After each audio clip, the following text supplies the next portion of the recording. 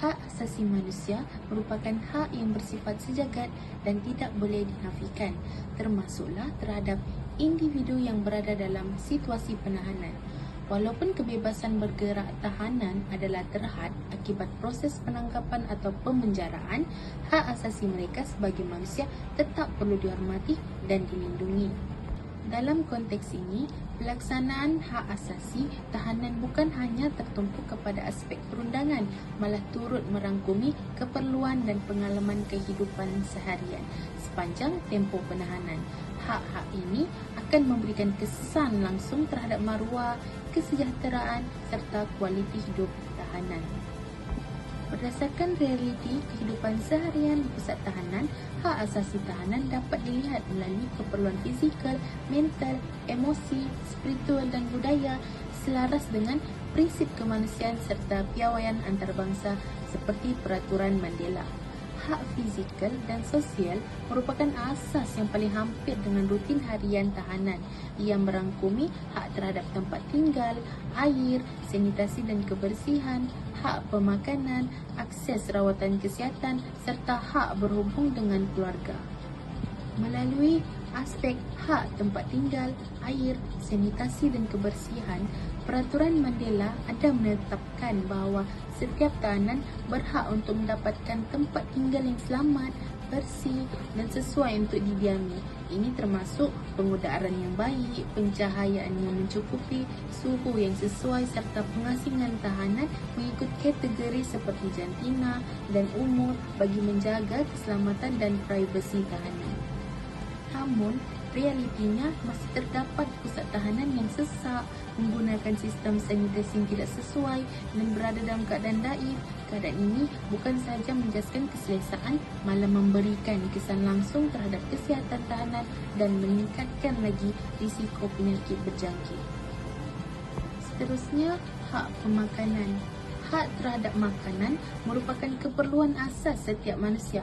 Tahanan berhak menerima makanan yang mencukupi, berkhasiat, bersih dan diberikan pada waktu yang ditetapkan.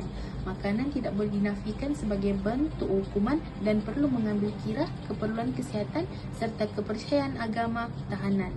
Bekalan air minuman pula mestilah bersih dan selamat untuk diminum. Bagi hak akses penjagaan kesihatan, akses kepada perkhidmatan kesihatan adalah hak asas yang perlu dilindungi sama seperti masyarakat umum. Tahanan yang sakit atau mengalami kecederaan perlu diberikan rawatan segera dan dirujuk ke hospital apabila perlu. Kelewatan rawatan, pemeriksaan yang tidak menyeluruh serta kecewayan perubatan boleh membawa kepada penderitaan serius dan kematian dalam tahanan. Oleh itu, tahanan mempunyai hak terhadap akses penjagaan kesihatan. Di samping itu, boleh dilihat tentang hak berhubung dan lawatan keluarga. Hak untuk berhubung dengan keluarga merupakan hak sosial yang penting. Hubungan ini membantu mengurangkan tekanan emosi, perasaan terasing dan kesan psikologi akibat penahanan. Peraturan Mandela ada menegaskan bahawa tahanan tidak boleh atau tidak seharusnya diasingkan sepenuhnya daripada dunia luar selagi tidak menjejaskan keselamatan penjara. Sebagai contoh, melalui Peraturan Mandela ke-58 ada menyatakan bahawa tahanan berhak berkomunikasi dengan ahli keluarga ataupun rakan melalui bentuk komunikasi yang telah ditetapkan oleh undang-undang seperti lawatan ataupun surat menyurat. Seterusnya adalah hak mental dan emosi. Selain keperluan fizikal, tahanan juga mempunyai hak mental dan emosi yang wajib dilindungi. Mereka berhak dilindungi daripada sebarang bentuk penderaan mental, ugutan, penghinaan, ancaman serta layanan yang merendahkan maruah. Penderaan mental dan buli dalam tahanan boleh menyebabkan tekanan emosi yang serius, gangguan psikologi, kecederaan diri dan boleh menyebabkan kes bunuh diri. Perkara ini turut melibatkan tahanan juvana dan kanak-kanak yang lebih terdedah kepada risiko penderaan. Oleh itu, hak perlindungan penderaan mental ataupun buli sangatlah penting. Melalui keadaan tersebut, tahanan berhak untuk mendapatkan perlindungan diri melalui saluran aduan yang berkesan. Secara tidak langsung, hak untuk mendapatkan kaunseling, pendidikan dan aktiviti sosial sangatlah penting bagi memberikan pendidikan, latihan kemahiran dan bimbingan rohani bagi membantu pemulihan tahanan dan persediaan untuk kembali ke masyarakat. Selain itu, tahanan juga berhak untuk mendapatkan hak hiburan dan bahan bacaan seperti buku bagi memastikan kesihatan minda dan kestabilan emosi. Aktiviti fizikal dan rekreasi juga turut diiktiraf sebagai sebahagian daripada penjagaan kesihatan mental tahanan. Seterusnya, tahanan juga mempunyai hak dalam spiritual dan budaya, yang mana hak spiritual dan budaya tahanan telah diiktiraf dalam sistem penjara Malaysia di bawah Akta Penjara 1995. Yang mana tahanan berhak untuk mengamalkan agama masing-masing, menerima pendidikan agama, beribadah serta mendapatkan bahan keagamaan mengikut kepercayaan mereka. Pihak penjara juga akan bertanggungjawab dalam menyediakan kemudahan dan membenarkan lawatan pegawai agama. Hak ini tidak boleh dilucutkan hanya kerana seseorang individu berada dalam tahanan selagi pelaksanaannya tidak menjejaskan keselamatan dan disiplin penjara. Di sudut budaya pula, tahanan turut diberikan akses kepada pendidikan umum, ceramah, bahan bacaan dan aktiviti intelektual bagi memelihara identiti budaya dan kesejahteraan mental mereka sepanjang tempoh penahanan. Melalui hak-hak asasi tahanan tersebut, saya juga akan membincangkan analisis kes sebenar yang berkaitan pelanggaran hak asasi tahanan di Malaysia serta mengaitkannya dengan peruntukan undang-undang dan piawaian antarabangsa. Analisis ini penting kerana ia menunjukkan bahawa pelanggaran hak tahanan bukan sekadar isu teori tetapi berlaku secara nyata dan berulang dalam sistem penjara Malaysia. Kes yang kita boleh lihat ialah kes pelanggaran hak asasi iaitu kematian Gan Chen Eng merupakan tahanan penjara Taiping pada 2025. Kes ini melibatkan kematian Gan Chen Eng yang berlaku di penjara Taiping pada 17 Januari 2025. Kes ini dianggap antara pelanggaran hak asasi yang paling serius kerana melibatkan kekerasan fizikal melampau, kecuaian perubatan dan kegagalan siasatan. Latar belakang kes menunjukkan bahawa tahanan membantah perpindahan ke Blok E yang disahkan tidak selamat dan masih menggunakan sistem tandas baldi.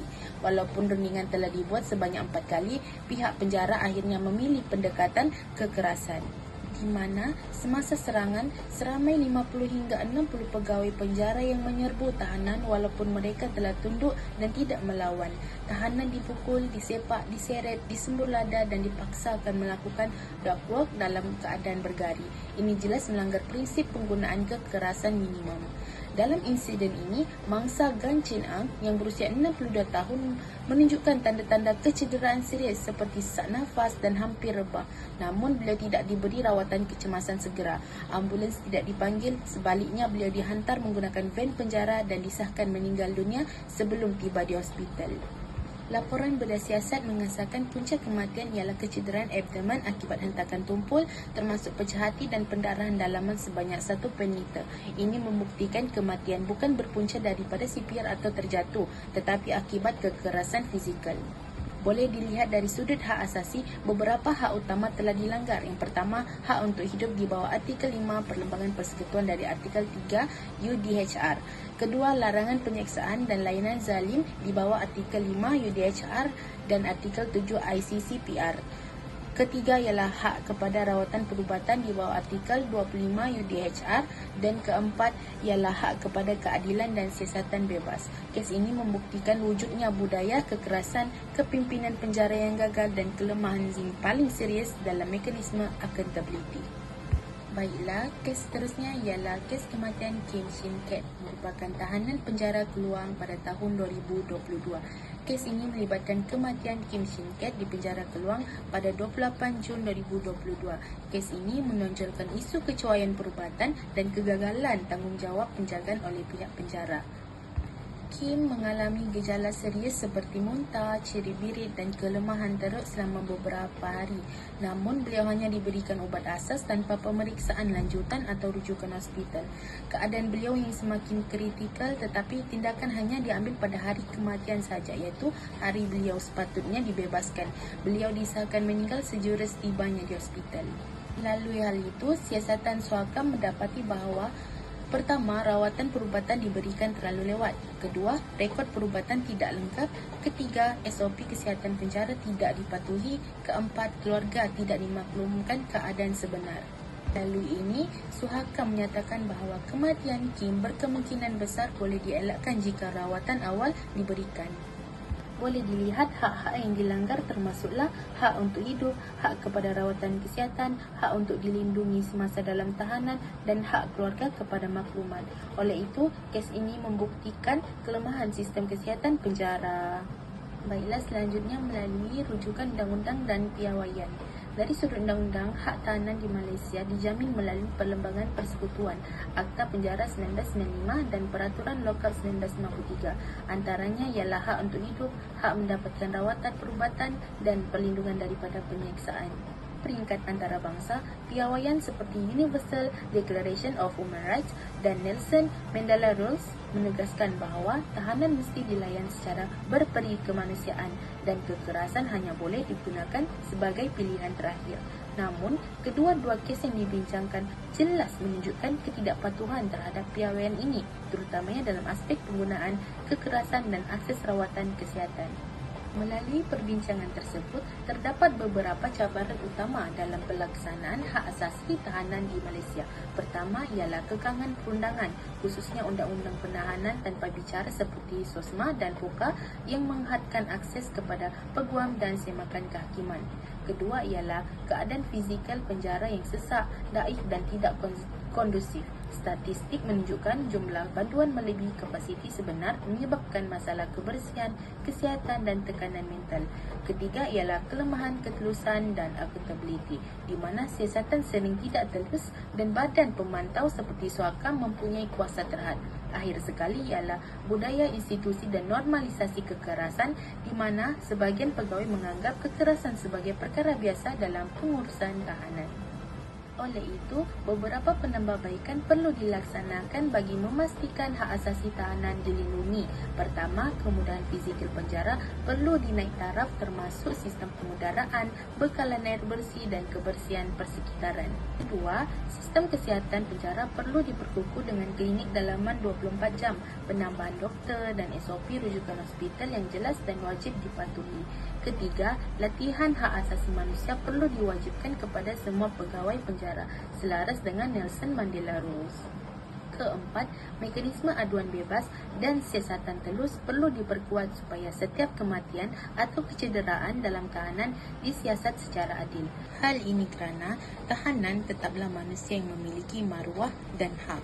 Hukuman penjara tidak seharusnya menjadi hukuman mati secara senyap akibat kecuaian dan kekerasan sistemik. Baiklah, dapat disimpulkan bahawa hak asasi tahanan merupakan hak asas yang perlu dihormati walaupun kebebasan seseorang individu telah dihadkan. Tahanan berhak dilayan secara bermaruah serta mendapat perlindungan dari segi fizikal, mental dan emosi.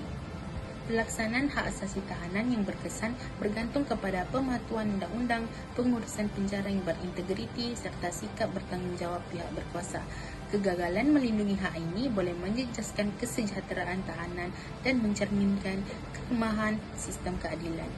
Oleh itu, usaha penambahbaikan yang berterusan amatlah penting bagi memastikan sistem penjara bukan sahaja berfungsi sebagai tempat hukuman tetapi juga sebagai institusi yang menjunjung prinsip kemanusiaan dan keadilan. Baiklah, itu sahaja. Terima kasih.